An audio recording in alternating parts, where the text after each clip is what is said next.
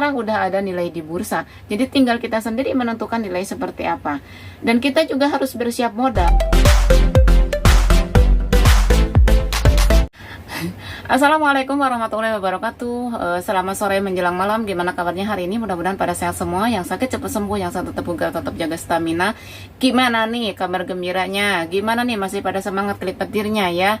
Harus semangat dong, apalagi sekarang kan udah ada 4 platform yang sudah centang gitu kan, seperti itu ya. Jadi itu udah tanda-tanda Pi Network itu akan terbuka ekosistemnya, seperti itu ya.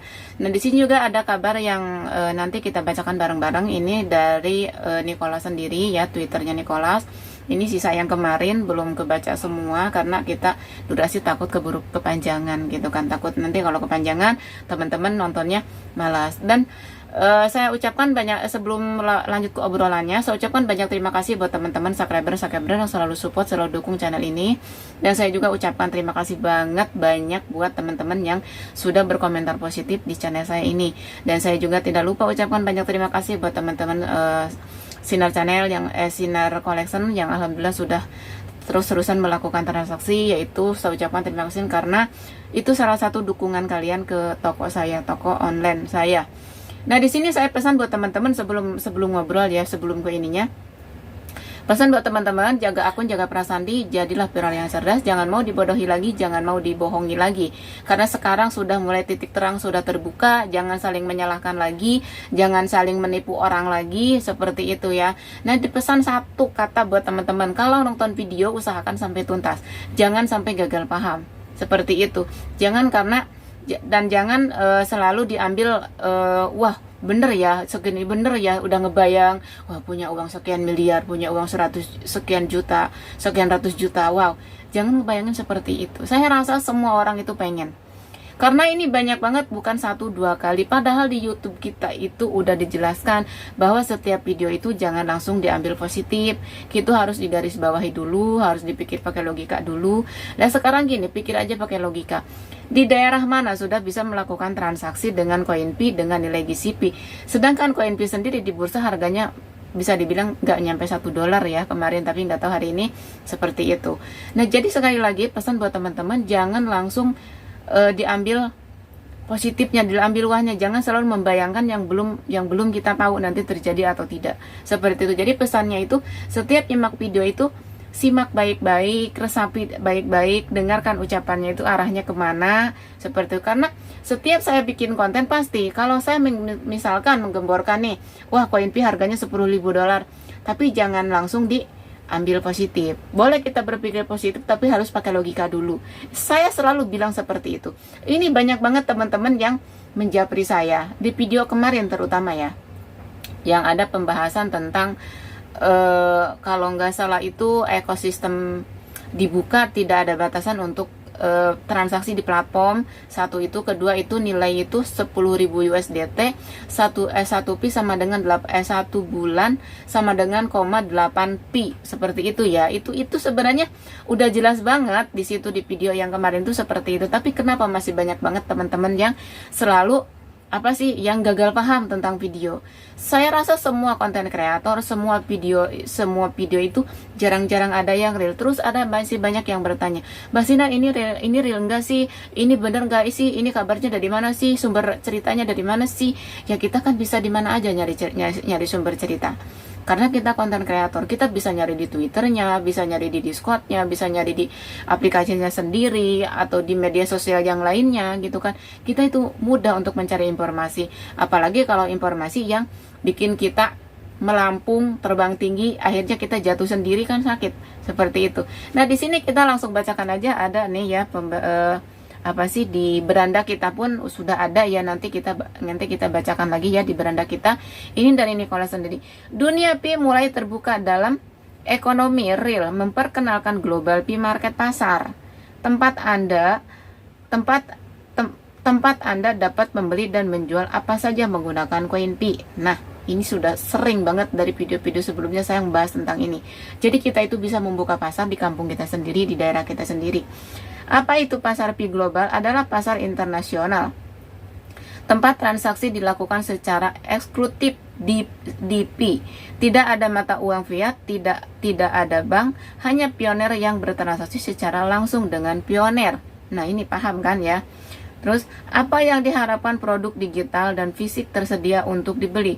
Platform perdagangan peer-to-peer, lingkungannya yang aman dan handal, komunitas yang terhubung secara global, kesempatan unik pengusaha dalam ekosistem Pi dapat memulai cabang pasar di global lokal mereka sendiri melalui peluang warabah.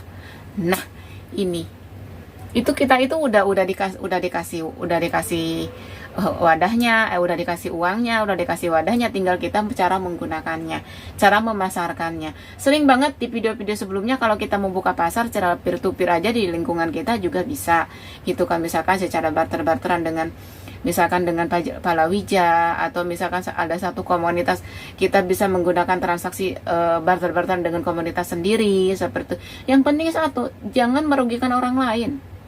Kalau kita mau buka vendor ya, misalkan ini kan udah dibuka ya untuk pasar global ya, internasional, pasar tradisional di daerah kita masing-masing ini udah dibuka. Jadi sering dulu saya bilang seperti ini ya, contoh kita misalkan satu komunitas, di situ ada 2 yang mau siap vendor. Siap vendor itu berarti kalau untuk sekarang Pi-nya masih rendah, atau masih, kalau dulu kan koin Pi juga belum ada nilai di bursa, masih ada nilainya yaitu di pengepul, itu masih bingung. Nah, sekarang udah ada nilai di bursa. Jadi tinggal kita sendiri menentukan nilai seperti apa. Dan kita juga harus bersiap modal. Ya gampang untuk sekarang kalau kita mau melakukan transaksi nilainya sesuai nilai yang di bursa, itu gampang kan. Koin kita kalau udah terkumpul tinggal kita jual lagi ke bursa, uangnya jual lagi di bursa, uangnya masuk rekening lagi, bisa digunakan lagi untuk melakukan transaksi seperti itu. Jadi hal ini sebenarnya mudah untuk dilakukan. Siapapun bisa melakukan ini seperti itu ya.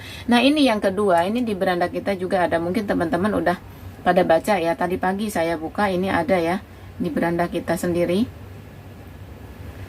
Pi-Core Team 24 Mei, ini hari ini tanggal 24. Pagi pembaharuan fitur ekosistem dan produk 5 aplikasi komunitas baru telah ditambahkan ke antarmuka. Wow, 5 aplikasi sudah dimunculkan, berarti ini tanda-tanda ya. Ekosistem mainnet dan opsi pemulihan akun baru kini tersedia. Pembaharuan ini bertujuan untuk meningkatkan akses, utilitas, dan partisipasi dalam ekosistem Pi. Baca blog lengkap untuk detail tentang apa yang baru. Nah, jadi kan ini kabarnya ya, udah 5 platform udah ditampilkan di antarmuka. Jadi ini udah siap untuk dibuka. Ya semoga yang 100 aplikasinya ini segera ready. Nah, sekali lagi kalau kita mau melakukan transaksi, lakukan semampu kita, jangan sampai merugikan orang lain. Jangan sampai seperti ini. Kita mau mengadakan barter-barteran, setiap pioner itu harus bawa produk. Misalkan yang satunya bawa beras, yang satunya bawa minyak sayur, yang satunya bawa telur, yang satunya bawa mie, yang satunya bawa kopi. Jangan seperti itu. Ya, kalau menurut saya, tapi ya itu hak kalian sendiri, seperti apa kalian melakukan transaksinya, melakukan barter-barterannya, seperti itu.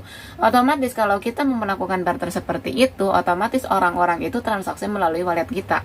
Jadi semuanya itu masuk ke wallet kita. Jadi bukan pindah-pindah wallet. Tapi awas, jangan setelah melakukan transaksi barangnya dikembaliin, koinnya dikembaliin, itu salah. Ya, seperti itu. Jadi kalau kita membuka vendor ya mutlak, mereka itu tidak tahu uang fiat, mereka itu tahunya kopi, mereka itu tahunya Indomie, mereka itu tahunya beras. Jadi dia tidak tahu, uang itu tidak tahu. Mereka tahunya bayar dengan koin Pi. Itulah yang benar, itulah yang benar-benar Nicholas inginkan. Seperti itu ya. Jadi untuk kita sendiri sebagai pioner harus cerdas. Mulai dari sekarang, mulailah untuk melakukan transaksi. Biasakanlah kita menggunakan koin Pi untuk melakukan transaksi di sesama kita, sesama pioner. Misalkan nih satu pioner ini misalkan punya warung atau punya tukang bakso atau punya cilok atau punya apa gitu. Kalau mau melakukan barter silahkan. Tapi kalau emang takut modalnya itu modalnya itu tidak kembali, kita ada batasan. Kalian itu harus ngasih batasan. Misalkan sehari itu 10 kali transaksi atau 20 kali transaksi, seperti itu. Itu harus ada batasan. Saya rasa kalau itu cara seperti itu tidak akan merugikan diri kita sendiri sebagai vendor. Ya, kalau itu budgetnya sedikit, kalau itu masih takut untuk melakukan. Karena apa? Karena kedepannya akan seperti itu. Kedepannya akan semuanya akan seperti ini, akan seperti itu, melakukan transaksi antar pi dan pi lagi. Bahkan kan di sini juga udah banyak ya non pioner udah pada punya koin pi. Ya kenapa? Karena ada salah satu aplikasi ya, mungkin aplikasi itu bisa menampung koin pi. Selain pioner bisa punya koin pi asalkan punya uang untuk belinya. Nah, mungkin video sore ini cukup sekian, semoga bermanfaat. Jika bermanfaat video ini silahkan share ke teman-teman kalian. Wassalamualaikum warahmatullahi wabarakatuh. Salam cerdas untuk pioner.